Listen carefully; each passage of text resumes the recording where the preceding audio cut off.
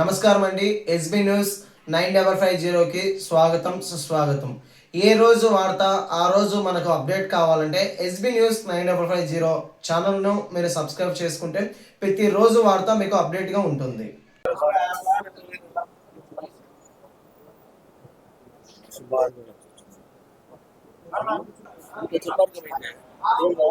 కాలేజీతో పేరు తీసేయడం పులిదల కాలేజీ పేరు తీసేసాం. ఇది కూడా తీసేసాం.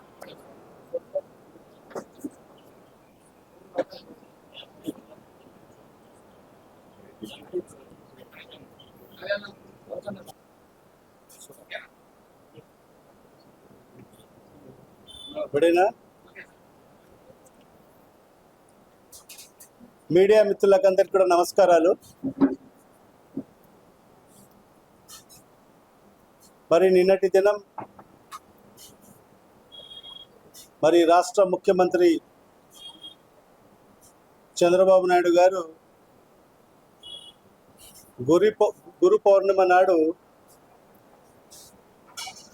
పేరెంట్స్ టీచర్స్ మీట్ అని చెప్పి సత్యసాయి జిల్లా పుట్టపర్తి నియోజకవర్గంలో కొత్త చెరువు గ్రామంలో జెడ్పీ హై స్కూల్లో మరి టీచర్స్ పేరెంట్ మీట్ని నిర్వహించడం జరిగింది. మరి ఇవాళ ఈ మీడియా ముఖంగా నేను ఒకటే ఈ కూటమి ప్రభుత్వానికి మరి చంద్రబాబు నాయుడు గారికి చెప్పేది ఏంటంటే, మరి ముందుగా చంద్రబాబు నాయుడు గారు మరి టీచర్స్ పేరెంట్ మీట్ మరి ఏదైతే గతంలో మరి జగన్మోహన్ రెడ్డి గారు నాడు నేడు ద్వారా అభివృద్ధి చేసిన మరి పాఠశాలల్లో మరి ఏదైతే ఈ టీచర్స్ పేరెంట్ మీట్ నిర్వహించేదానికి మరి ఎలాంటి హక్కు లేదని చెప్పి కూడా ఈ సందర్భంగా నేను తెలియజేసుకుంటున్నా. మరి నిన్న పేరెంట్స్ టీచర్ మీట్ పెట్టి మరి ఇది ఒక గిన్నిస్ వరల్డ్ రికార్డ్. ఇది ఎప్పుడు జరిగినటువంటి విధంగా సుమారుగా 60,000 పాఠశాలల్లో 2,25,00,000 మంది విద్యార్థులు మరియు పేరెంట్స్ పార్టిసిపేట్ కావడం జరిగింది అని చెప్పి ఇది ఒక గిన్నిస్ వరల్డ్ రికార్డ్ అని చెప్పి కూడా చెప్పుకోవడం జరుగుతుంది. అంటే ఈ పేరెంట్స్ మరి టీచర్స్ మీట్ నిర్వహించడము కేవలం రికార్డుల కోసమేనా, గిన్నిస్ వరల్డ్ రికార్డ్ కోసమేనా? ఎందుకంటే మొన్న కూడా మనం చూసాం, యోగాంధ్ర పేరుతో మరి వైజాగ్లో మరి యోగా కార్యక్రమం ఏర్పాటు చేసి మరి అది కూడా గిన్నిస్ వరల్డ్ రికార్డ్లో మొదటి స్థానంలో ఉందని చెప్పి కూడా మరి ఆ రోజు చంద్రబాబు నాయుడు గారు మాట్లాడడం జరిగింది. అంటే చంద్రబాబు నాయుడు గారు ఏ కార్యక్రమం చేస్తే కూడా మరి అది ప్రజలకు ఉపయోగకరంగా ఉండదు. మరి నిన్న చేసిన కార్యక్రమం మరి విద్యార్థులకు ఉపయోగకరంగా ఉండదు. కేవలం ఆయన రికార్డుల కోసం మాత్రమే కార్యక్రమాలు చేస్తారనేది స్పష్టంగా ఈ రాష్ట్ర ప్రజలకు తెలియవచ్చింది. మరి ఈ కార్యక్రమంలో మరి ఆయన మాట్లాడుతూ అన్ని అసత్యాలు, అన్ని అబద్ధాలు. ఎందుకంటే దీనికి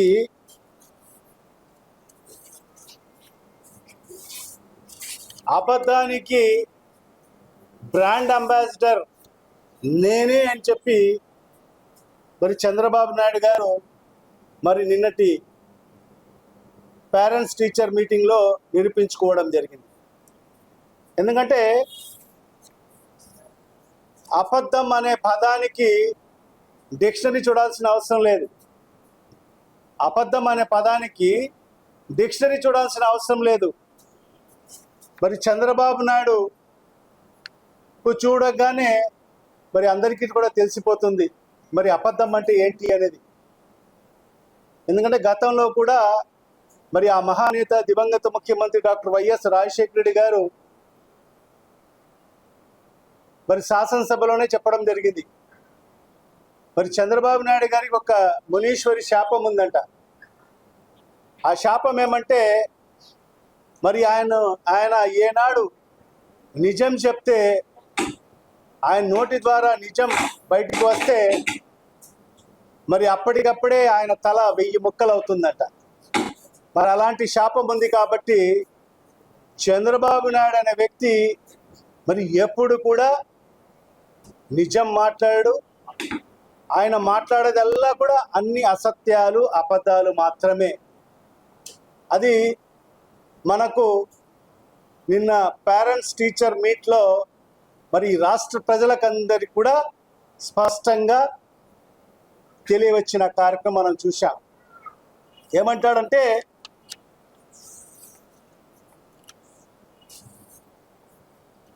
తల్లికి వందనం అనే కార్యక్రమం ఏదైతే పథకం, అది లోకేష్ ఆలోచన నుంచి వచ్చిన పథకం అంట. నిజంగా ఈ రాష్ట్రంలో ప్రజలందరూ కూడా నవ్వుకోవాలా, ఏడ్చాలనేది కూడా తెలియని పరిస్థితి ఉంది.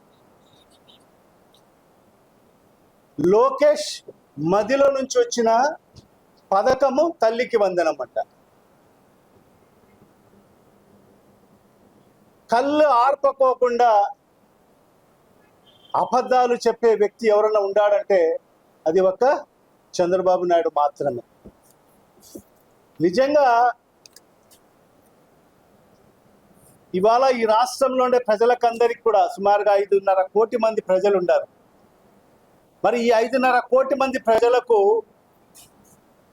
ఎన్టీఆర్ గారంటే గుర్తుకొచ్చేది 2 రూపాయల కిలో బియ్యం, మరి మద్యపాన నిషేధం, ఇది గుర్తుకొస్తుంది. వైఎస్ రాజశేఖర రెడ్డి గారంటే మరి ఆరోగ్యశ్రీ పథకం, రైతులకు రుణమాఫీ, ఉచిత కరెంటు, మరి ఈ రకంగా 108, 104 మరి ఇలాంటి పథకాలు ఈ రాష్ట్ర ప్రజలకు గుర్తుకొస్తాయి. ఆరోగ్యశ్రీ, మరి అదేవిధంగా వైఎస్ జగన్మోహన్ రెడ్డి గారంటే ఈ రాష్ట్ర ప్రజలకు గుర్తుకొచ్చేది మరి అమ్మఒడి, మరి అదేవిధంగా విద్యా వ్యవస్థలో మరి ఆయన తీసుకొచ్చిన సమూలమైన మార్పులు. ప్రతి పేదవాడు, ప్రతి పేద విద్యార్థి ఉన్నత చదువులు చదువుకోవాలి, చదువుకు పేదరికం అనేది అడ్డు రాకోకూడదని చెప్పి నాడు నేడు ద్వారా మరి ఈ రాష్ట్రంలో ఉండే అన్ని ప్రభుత్వ పాఠశాలలన్నీ కూడా అభివృద్ధి చేయడము మరి జగన్మోహన్ రెడ్డి గారు అంటే గుర్తుకొచ్చే కార్యక్రమాలు. మరి ఇవాళ ఈ మీడియా ముఖంగా నేను ఒక ప్రశ్నిస్తున్నాను, ఏంటంటే చంద్రబాబు నాయుడు అంటే ఒక్క పథకమన్నా ఈ రాష్ట్ర ప్రజలు గుర్తుకొస్తాదా అని చెప్పి ఈ సందర్భంగా నేను అడుగుతున్నాను. ఫలానా పథకం చెప్తే మరి చంద్రబాబు నాయుడు గుర్తుకొచ్చే పథకం ఏదైనా ఉందంటే లేని పరిస్థితి ఈరోజు మనం స్పష్టంగా కనిపిస్తుంది. మరి ఆనాడు ఎన్టీ రామారావు గారు 2 రూపాయల కిలో బియ్యాన్ని తీసుకొచ్చి మద్యపాన నిషేధాన్ని తీసుకొస్తే తర్వాత ఆయనకు వెన్నుపోటు పొడిచి మరి అధికారాన్ని కైవసం చేసుకున్న తర్వాత, లాక్కున్న తర్వాత మరి ఆ 2 రూపాయల కిలో బియ్యం పథకాన్ని తీసేసిన వ్యక్తి ఎవరు? ఈ రాష్ట్ర ప్రజలకు అందరికీ కూడా తెలుసు. మరి ఆ మద్యపాన నిషేధాన్ని ఎత్తివేసిన వ్యక్తి ఎవరు? మరి చంద్రబాబు నాయుడు కాదా అని చెప్పి ఈ సందర్భంగా నేను అడుగుతున్నాను. మరి ఈ రకంగా అన్ని వెన్నుపోటు రాజకీయాలు, మరి అన్ని అబద్ధపు హామీలు, అసత్యపు హామీలు, కేవలం అధికారమే పరమావధిగా భావించి ప్రజలందరినీ కూడా మోసం చేసిన వ్యక్తి మరి ఈ దేశంలో ఎవరైనా ఉండాలంటే ఒక్క చంద్రబాబు నాయుడు మాత్రమే అని చెప్పి కూడా మరి ఈ సందర్భంగా తెలియజేసుకుంటున్నాను. మరి ఇవాళ నేను ఒకటే చంద్రబాబు నాయుడు గారికి మరి లోకేష్ గారికి సూటిగా ప్రశ్నిస్తున్నాను. మరి మీరు ఏ అర్హతతో మరి నాడు జగన్మోహన్ రెడ్డి గారు అభివృద్ధి పరిచిన మరి ఆ స్కూళ్ళలో ఎంత దర్జాగా కూర్చొని మరి మీరు పేరెంట్స్ టీచర్స్ మీట్ నిర్వహించారో ఈ రాష్ట్ర ప్రజలకు సమాధానం చెప్పాలి. మరి ఆ క్లాస్ రూమ్ చూస్తే ఒక కార్పొరేట్ స్థాయి క్లాస్ రూమ్కు ధీటుగా మరి ప్రభుత్వ పాఠశాలలో మరి ఆ క్లాసు రూమ్ మనకు గుర్తుకొస్తుంది. Digital class room. మరి ఆనాడు జగన్మోహన్ రెడ్డి గారు మరి ఏదైతే ఈ రాష్ట్రంలో విద్యారంగంలో అనేక సమూలమైన మార్పులు తీసుకురావాలి, విప్లవాత్మకమైన మార్పులు తీసుకువచ్చి మరి అన్ని సుమారుగా 40,000 పైబడి ప్రభుత్వ పాఠశాలలన్నీ కూడా రీవ్యాంప్ చేయడం జరిగింది, అభివృద్ధి చేయడం జరిగింది, మౌలిక సదుపాయాలు కల్పించడం జరిగింది. మరి ఈ 14 సంవత్సరాలు మరి ఈ రాష్ట్రానికి ముఖ్యమంత్రిగా ఉన్న చంద్రబాబు నాయుడు ఏనాడైనా మరి ప్రభుత్వ పాఠశాలల గురించి ఆలోచన చేశాడా? ఈ పాఠశాలలు అభివృద్ధి చేయాలని ఏ కోశానైనా ఆలోచన చేశాడా? ఆయన మదికి ఆలోచన తట్టిందా అని చెప్పి కూడా చంద్రబాబు నాయుడు గారికి నేను ప్రశ్నిస్తున్నాను. మరి ఏనాడు కూడా 14 సంవత్సరాల కాలంలో మరి ఏనాడు కూడా ప్రభుత్వ పాఠశాలలు అభివృద్ధి చేయకపోగా మరి ఆయన చేసింది ఏంటంటే 14 సంవత్సరాల్లో సుమారుగా 6,000 ప్రభుత్వ పాఠశాలలు మూయించిన ఘనత చంద్రబాబు నాయుడు గారికి దక్కుతుందని చెప్పి కూడా ఈ సందర్భంగా తెలియజేసుకుంటున్నాను. మరి అలాంటి వ్యక్తి మరి జగన్మోహన్ రెడ్డి గారు కార్పొరేట్ స్థాయికి తీసుకొచ్చి ప్రభుత్వ పాఠశాలని అభివృద్ధి చేసి మరి గతంలో ఎప్పుడు చేయనటువంటి విధంగా మరి సుమారుగా మరి 20,000 కోట్ల రూపాయలు వెచ్చించి మరి ఆ స్కూల్స్ అన్ని కూడా అభివృద్ధి చేసి మరి అక్కడ మౌలిక సదుపాయాలు కల్పించి మరి క్లాస్ రూమ్స్ చూస్తే ఫ్యాన్లు కానివ్వండి, పిల్లలు కూర్చున్న బల్లలు చూస్తే ఎంత అద్భుతంగా ఉన్నాయో, కార్పొరేట్ నారాయణ పాఠశాలలో కూడా లేనటువంటి డెస్క్లను మరి సమకూర్చడం జరిగింది. మరి వెనకల చూస్తే green chalk board, IF panels, digital క్లాస్లను రూపొందించి మరి ఆ రకంగా అభివృద్ధి చేస్తే మరి ఈరోజు నువ్వు నీ కొడుకు దర్జాగా కూర్చొని మరి ఈరోజు టీచర్స్ పేరెంట్ మీటింగ్లు నిర్వహించుకుంటున్నావు. చూడండి,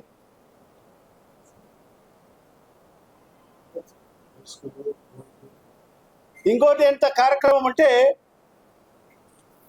అదే స్కూళ్ళలో గతంలో నాడు నేడు ద్వారా సప్లై చేసిన బెంచీలు నాడు నేడు 2021 క్లియర్ కట్గా దానిపైన ఎంబోస్ చేసి ఉంది.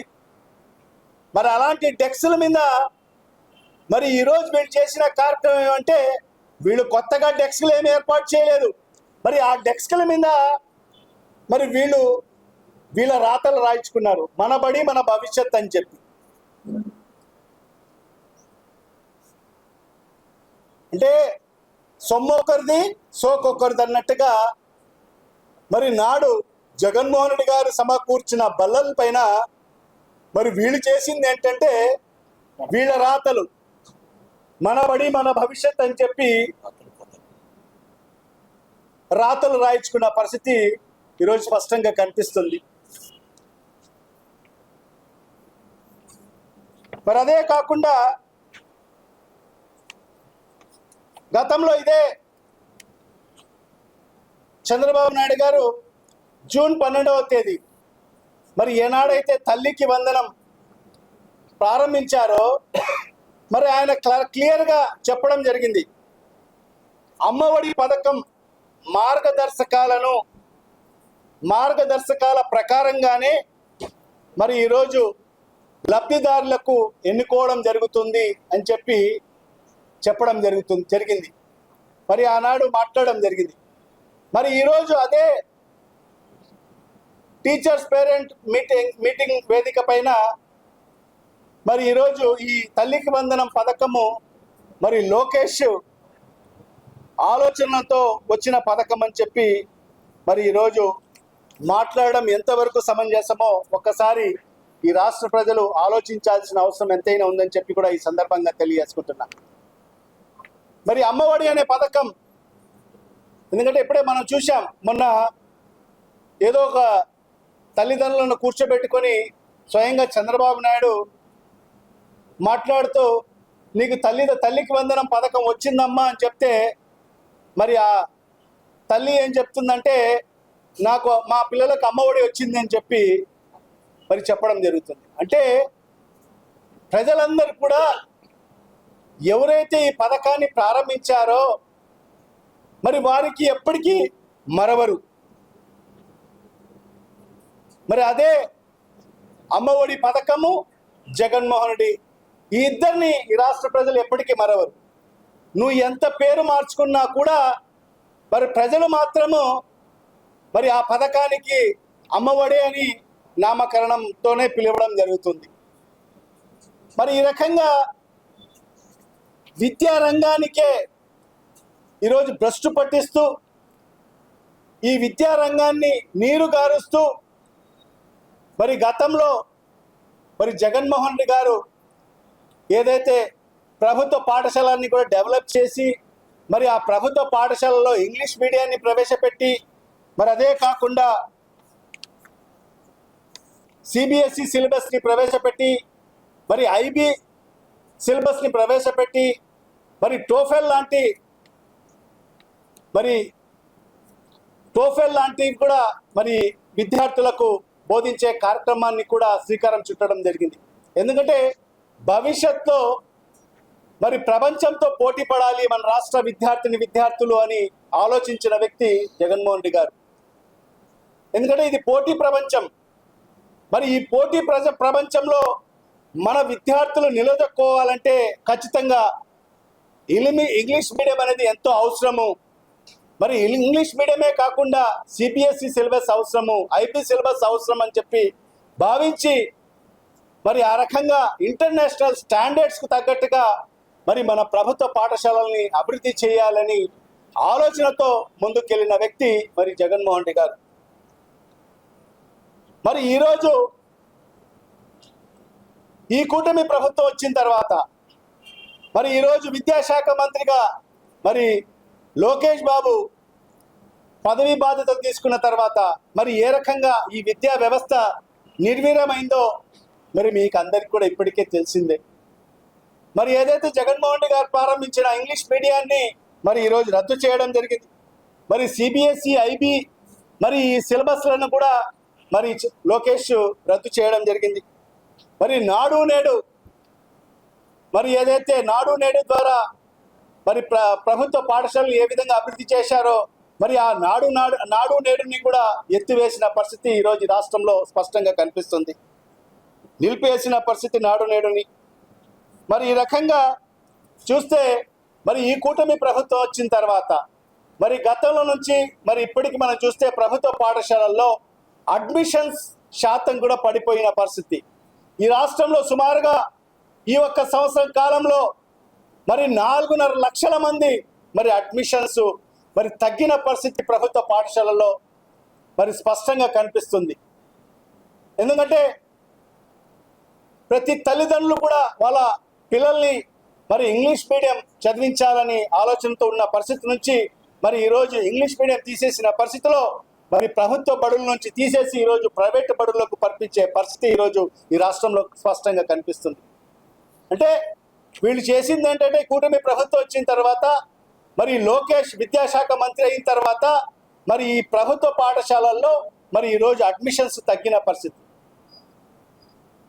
మరి అదే కాకుండా మరి ఈరోజు చూస్తే మధ్యాహ్న భోజన పథకం గతంలో ఇదే జగన్మోహన్ రెడ్డి గారు మరి విద్యార్థులకు నాణ్యమైన భోజనం ఇవ్వాలి, మరి వాళ్ళకందరికి కూడా మరి ఏదైతే పౌష్టికరమైన ఆహారాన్ని అందించాలి అని చెప్పి మరి ప్రతిరోజు ఒక మెనూ పెట్టి మరి ఆ మెనూ కూడా ఆయన టెస్ట్ చేసిన తర్వాతనే మరి ఒక మెనూ రూపొందించి మరి ఆ మెనూ రూపంలోనే మరి గోరుముద్ద అనే పేరు పెట్టి ఒక మంచి ఆహారాన్ని మరి ఆనాడు విద్యార్థులకు అందించిన పరిస్థితి. మరి ఈరోజు చూస్తే మరి దాన్ని కూడా నిర్వీర్యం చేసిన పరిస్థితి స్పష్టంగా కనిపిస్తుంది. కానీ ఇవాళ చూస్తే మరి గొప్పలు చెప్పుకుంటున్నారు. మేము ఏదైతే ప్రభుత్వ బడుల్లో మరి నాణ్యమైన భోజనాన్ని అందిస్తున్నాము, మరి సన్న బియ్యాన్ని అందిస్తున్నామని చెప్పడం జరుగుతుంది.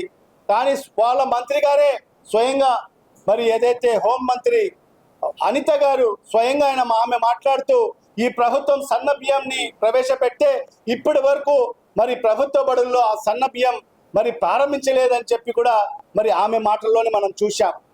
మరి అదే కాకుండా ఏదో ఒక హాస్టల్, బీసీ హాస్టల్కి వెళ్తే మరి ఆ బీసీ హాస్టల్లో ఆమె తింటుండగానే ఒక బొద్దింక వచ్చిన పరిస్థితి కూడా ఆమె స్వయంగా చూపించిన పరిస్థితి.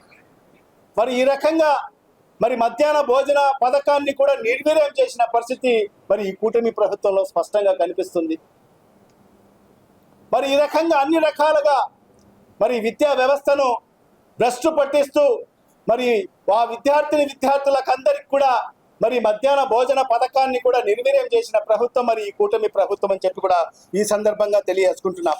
అదేవిధంగా గతంలో జగన్మోహన్ రెడ్డి గారు మరి నాణ్యమైన పుస్తకాలు, మరి అదేవిధంగా వాళ్ళకు బ్యాగ్స్ అన్ని ఒక కిట్గా ఏర్పాటు చేసి మరి వాళ్ళ కళ అందించడం జరిగింది. మరి మొన్న ఇదే విద్యాశాఖ మంత్రి మరి లోకేష్ గారు మరి శాసనసభలో ఒక బ్యాగ్ తీసుకొచ్చాడు. ఒక బ్యాగ్ తీసుకొచ్చి గతంలో జగన్మోహన్ రెడ్డి గారు ఇచ్చిన కన్నా మేము ఒక మంచి క్వాలిటీ బ్యాగ్ మరి విద్యార్థులకు ఇస్తున్నాము అని చెప్పి మరి ఆ రోజు ఎంతో గొప్పగా మరి శాసనసభలో చెప్పిన పరిస్థితి. మరి ఇచ్చిన నెలకే మరి ఆ బ్యాగ్ల పరిస్థితి ఒక్కసారి చూడండి. సోషల్ మీడియాలో అవన్నీ కూడా మీకు వైరల్ అవుతున్నాయి.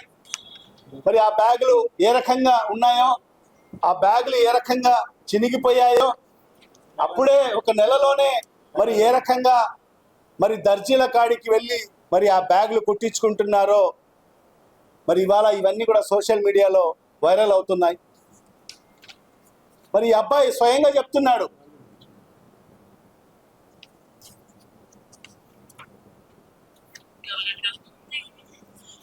ఏమైతే అప్పుడే చేసుకోవడమే కొత్త ఈయన బ్యాగులు మరి చాలా క్వాలిటీగా ఉన్నాయని చెప్పారు. బ్యాగులు తీపనియా ఎప్పుడు రీసెంట్గా ఇచ్చినాయా లేదా వెనక్కి తిప్పొస్తుంది అప్పుడే తీపని ఇంకా స్కూల్ తెరిచేప్పుడు నిలబడి ఉంది తీపనియా సరే ఈ రకంగా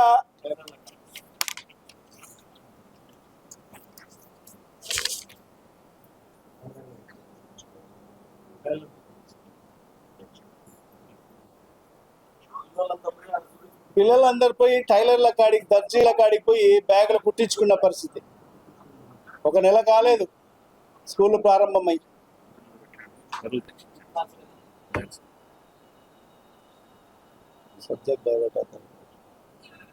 ఈ రకంగా ఈరోజు అన్ని వ్యవస్థల్ని నిర్వీర్యం చేయడం జరిగింది. మరీ ముఖ్యంగా విద్యా వ్యవస్థని పూర్తి స్థాయిగా మరి ఈరోజు నిర్వీర్యం చేయడం జరిగింది. ఒక అసమర్థత మంత్రి ఈరోజు లోకేష్ అని చెప్పి కూడా స్పష్టంగా చెప్పవచ్చు. ఎందుకంటే గతంలో ఎప్పుడు లేనటువంటి విధంగా 10వ తరగతికి సంబంధించి కరెక్షన్స్ ఏదైతే ఆన్సర్ షీట్స్ మరి ఏదైతే కరెక్షన్స్కి సంబంధించి మరి ఏ రకంగా జరిగాయో మనం అందరం కూడా చూసాం. పేపర్లు అంతా కూడా సుమారుగా 67,000 మంది రీకరెక్షన్స్కు పెట్టుకున్న పరిస్థితి. ఇది ఒక చరిత్ర. ఎప్పుడు కూడా ఇన్ని వేల మంది రీకరెక్షన్స్కు పెట్టుకున్న పరిస్థితి లేదు. ఒక అసమర్థత మంత్రిగా ఈరోజు లోకేష్ ఉండడం వల్లనే మరి ఈరోజు 67,000 మంది రీకరెక్షన్స్కి పెట్టుకుంటే మరి అనేక మందికి ఒక అబ్బాయి, ఫర్ ఎగ్జాంపుల్ ఒక అబ్బాయి అయితే అన్ని సబ్జెక్ట్స్లో అతనికి 90 పైబడిన మార్కులు వచ్చాయి. ఒక సబ్జెక్ట్లో సోషల్ స్టడీస్లో మాత్రం 23 మార్కులు వచ్చాయి. ఆయన రీకరెక్షన్స్కి పెట్టుకుంటే 93 మార్కులు వచ్చాయంట. రీకరెక్షన్ పెట్టుకుంటే 93 మార్కులు వచ్చాయి. అంటే చూడండి ఎంతవరకు మరి ఈ వ్యవస్థ నిర్వీర్యమైందో ఒకసారి ఆలోచన చేయండి. మరి ఈరోజు పిల్లల భవిష్యత్తు మరి ఈరోజు వీళ్ళందరూ కూడా ఆడుకుంటున్న పరిస్థితి ఈరోజు ఈ ప్రభుత్వం మనకు స్పష్టంగా కనిపిస్తుంది. మరి ఈ రకంగా ఇవాళ ఒకటే మేమైతే ఈ ప్రభుత్వానికి కోరేది ఒకటే, మరి ఖచ్చితంగా మీరు ఏదైతే ఈ ప్రజలకు ఏదైతే మీరు హామీలు ఇచ్చారో మరి హామీలన్నీ కూడా నెరవేర్చాలి. మరి తల్లికి వందనం అన్నారు. మరి తల్లికి వందనం ఇంట్లో ఎంతమంది విద్యార్థులు ఉంటే అంతమందికి ఇస్తామని చెప్పారు. మరి ఇవాళ చూస్తే వాళ్ళను కూడా మోసం చేసే పరిస్థితికి ఈ కూటమి ప్రభుత్వ పెద్దలు వచ్చారు. ఈరోజు ఈ రాష్ట్రంలో 87 లక్షల మంది మరి యూడిఐ కోడ్ల ద్వారా మరి వాళ్ళందరూ కూడా అర్హత పొందిన వ్యక్తులు విద్యార్థులు 87 లక్షల మందికి ఇచ్చారు ఇవ్వాలి. మరి ఆ 87 లక్షల మందికి తల్లికి వందనం ప్రతి ఒక్కరికి 15,000 చొప్పున ఇస్తే సుమారుగా 10,130 కోట్ల రూపాయలు అవసరం అవుతాయి.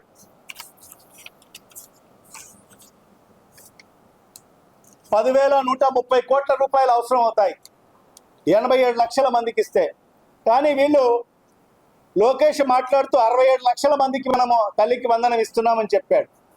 కానీ తీరా చూస్తే ఈరోజు కేవలం 54 లక్షల మందికి మాత్రమే మరి ఈరోజు తల్లికి వందనం ఇచ్చే పరిస్థితి ఉంది. అన్ని ఆంక్షలు పెట్టి గతంలో ఏం చెప్పారు, కట్టింగ్ లేకుండా మేము అన్ని పథకాలు ఇస్తామని చెప్పి మరి 15,000 ఇవ్వాల్సింది మళ్ళీ ఈరోజు కట్టింగ్ పెట్టి ఈరోజు 13,000 మాత్రమే ఇవ్వడం జరుగుతుంది. మరి అదే విధంగా ఆంక్షలు లేకుండా ఇస్తామని చెప్పారు. మరి ఆంక్షలు కూడా పెట్టి గతంలో ఏ ఆంక్షలు ఉన్నాయో అవే ఆంక్షలు పెట్టి మరి ఈరోజు ఏదో ఒక రకంగా కుదించాలని చెప్పి ఈరోజు సుమారు కేవలం 54 లక్షల మందికే ఈ రాష్ట్రంలో తల్లికి వందనం వచ్చే పరిస్థితి ఉంది. మరి ఇవన్నీ కూడా ఒక్కసారి ఈ రాష్ట్ర ప్రజలందరూ కూడా ఆలోచన చేయాలి. మరి ఈరోజు ఈ ప్రభుత్వం మరి చంద్రబాబు నాయుడు గారు మరి ఈ రాష్ట్ర ప్రజల్ని మోసం చేసేదానికి మరి అబద్ధాలు అసత్యాలు మాట్లాడి మరి ఈరోజు ప్రగల్భాలు మాట్లాడుతున్నారు. మరి ఇవన్నీ కూడా ప్రజలందరూ కూడా గమనించాలని చెప్పి కూడా ఈ సందర్భంగా మరి తెలియజేసుకుంటూ మరి ఖచ్చితంగా వైఎస్ఆర్ కాంగ్రెస్ పార్టీ ప్రజల పక్షాన నుండి పోరాటం చేస్తుంది. ఖచ్చితంగా ప్రజలకు ఎక్కడ ఇబ్బంది జరిగినా మరి ఖచ్చితంగా మా నాయకుడు శ్రీ వైఎస్ జగన్మోహన్ రెడ్డి గారి సారథ్యంలో మరి ఖచ్చితంగా మరి వాళ్ళ పక్షాన ఉండి పోరాటం చేస్తాం. మరి ఆ రకంగానే మీరు చెప్పిన ఏదైతే సూపర్ 6 అయితే ఏమి, సూపర్ 7 అయితే ఏమి, మరి ఆ హామీలన్నీ కూడా ఈ రాష్ట్ర ప్రజలకు మరి అందించే వరకు కూడా మరి వైఎస్ఆర్ కాంగ్రెస్ పార్టీ ప్రజల పక్షాన ఉండి పోరాటం చేస్తుందని చెప్పి కూడా ఈ సందర్భంగా తెలియజేసుకుంటూ సెలవు తీసుకుంటాం. మీరు ఎక్కడికి రావద్దండి చంద్రబాబు గారు. మీరు వస్తే అక్కడ వర్షాలు లేకుండా పోతాయి, కరువుతో అల్లాడుతారు ఇప్పటికే ప్రజలు. రాయలసీమ ప్రజలు రాయలసీమలో నడిబొడ్డున పెట్టావు మహానాడాన్ని పెట్టి. నీ మహానాడుతో ఇక్కడ వర్షాలు కూడా లేకుండా పోయినాయి. మీరు అడుగు పెట్టిన చాట శ్మశానం అవుతుంది. దయవుంచి మీరు ఎక్కడికి రావద్దండి. మీరు ఎక్కడైతే మీరు తాడేపల్లి చూస్తున్నారో అక్కడే ఉండండి. ప్రజలు బాగుండాలని కోరుకునే వాళ్ళు అయితే మీరు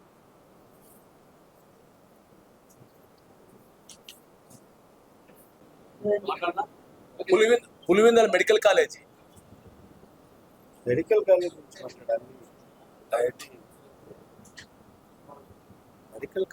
గురించి స్వతంత్రం వచ్చిన తర్వాత ఆంధ్రప్రదేశ్లో కేవలం 11 మెడికల్ కాలేజీలే ఉండేటి.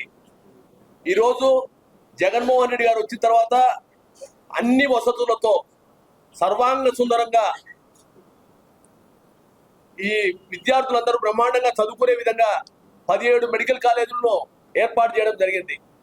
అందులో భాగంగానే పులివెందుల కాలేజ్ చూస్తే ఈరోజు పోతా ఉండే వాళ్ళు కూడా చూస్తే అక్కడే నిలబడి ఒక 10 నిమిషాలు ఆ కాలేజీ వైపు చూసేటటువంటి పరిస్థితి ఉంది. అలాంటి గొప్ప కాలేజీకి 50 సీట్లు కేటాయిస్తే మాకు ఆ మెడికల్ కాలేజీ సీట్లే వద్దన్నటువంటి దుర్మార్గుడు మన చంద్రబాబు నాయుడు గారు అన్నటువంటి విషయాన్ని మనం గమనించాల్సినటువంటి అవసరం ఎంతైనా ఉంది.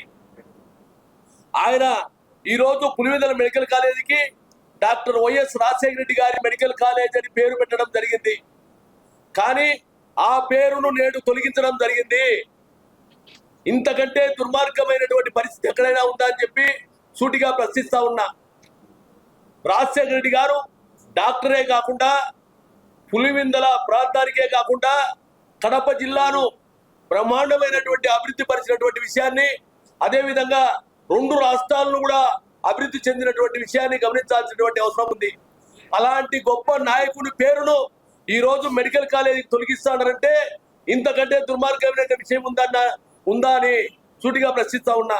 అదేవిధంగా రిమ్స్ రాజశేఖర రెడ్డి గారు లేకపోతే రిమ్స్ మెడికల్ కాలేజ్ కానీ రిమ్స్ ఆసుపత్రి కానీ లేనటువంటి విషయాన్ని మనం గమనించాలా.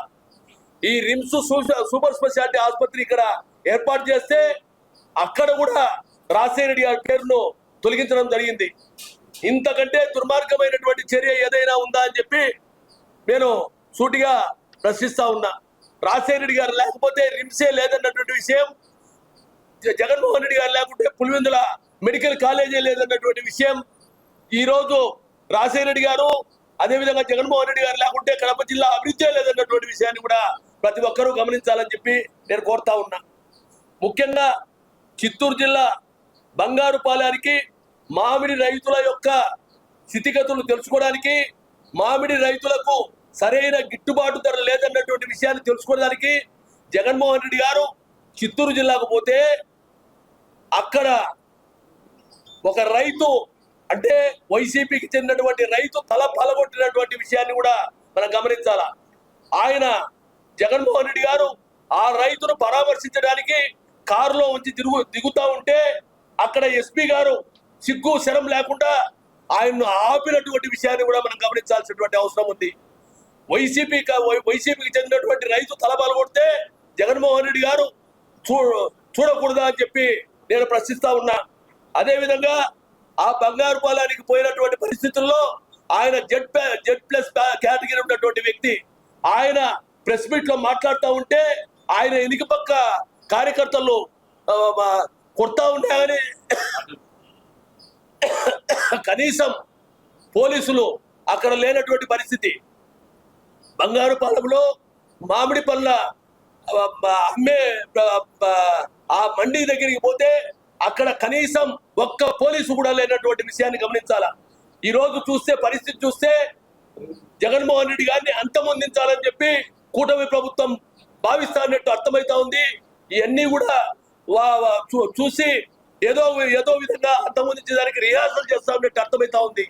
జగన్మోహన్ రెడ్డి గారు ఏదైనా జరిగితే రాష్ట్రం అగ్నిగుండంగా మారుతుందన్నటువంటి విషయాన్ని గమనించాల్సినటువంటి అవసరం ఉంది. కాబట్టి ఇప్పటికైనా జగన్మోహన్ రెడ్డి గారికి సరి అయినటువంటి రక్షణ కల్పించకపోతే రాష్ట్ర ప్రభుత్వం ప్రజల దృష్టిలో నీచమైనటువంటి ప్రభుత్వంగా గుర్తింపు పొందుతున్నటువంటి విషయం గమనించాల్సినటువంటి అవసరం ఉంది. ఒక మాజీ ముఖ్యమంత్రి జెడ్+ కేటగిరీ ఉన్నటువంటి వ్యక్తికి ఇచ్చేటటువంటి గౌరవం ఇదేనా అని చెప్పి నేను సూటిగా ప్రశ్నిస్తా ఉన్నా. కాబట్టి జగన్మోహన్ రెడ్డి గారు ఎక్కడికి పోయినా తండోపతండాలుగా జనం వస్తా ఉన్నారు, వేలాదిగా జనం వస్తా ఉన్నారు, లక్షలాదిగా జనం తరలి వస్తా ఉన్నారు. ఆ విధంగా జనం తరలి వస్తా ఉంటే చూడలేక ఈ డైవర్ట్ పాలిటిక్స్ లో భాగంగానే ఈయన ఇష్టం వచ్చినట్టు చేస్తా ఉన్నటువంటి విషయాన్ని గమనించాలా. ఆయన కేవలం ఎన్ని రోజులని ఈ డైవర్ట్ పాలిటిక్స్ చేస్తారు. మీరు నిజంగా చిత్తశుద్ధి ఉంటే రాష్ట్ర అభివృద్ధి చేయండి, అభివృద్ధి చేస్తారని చెప్పి మీరు అధికారంలోకి వచ్చినటువంటి మీరు అభివృద్ధి కోసం పాటుపడండి. కానీ మీ ఇష్టం వచ్చినట్టు ఈ విధంగా చేస్తా పోతే మిమ్మల్ని ప్రజలు చిత్తరించుకొని వెంటబడే రోజులు వస్తాయి. రాజశేఖర రెడ్డి జగన్మోహన్ రెడ్డి గారు 100% వచ్చే ఎన్నికల్లో మళ్ళీ